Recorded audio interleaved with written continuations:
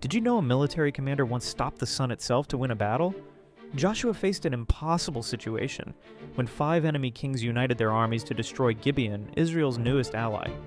He marched his troops all night to reach the battlefield, but the odds were still overwhelming. Then something extraordinary happened. God sent a supernatural hailstorm that killed more enemies than Israeli swords ever could. But Joshua realized darkness would let the surviving armies escape and regroup for future attacks. So he did something no leader had ever attempted.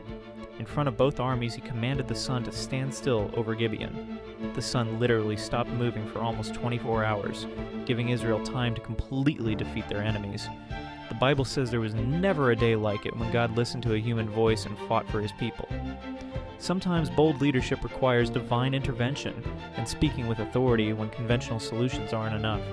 Joshua's impossible strategy teaches us that faith can literally move heaven and earth.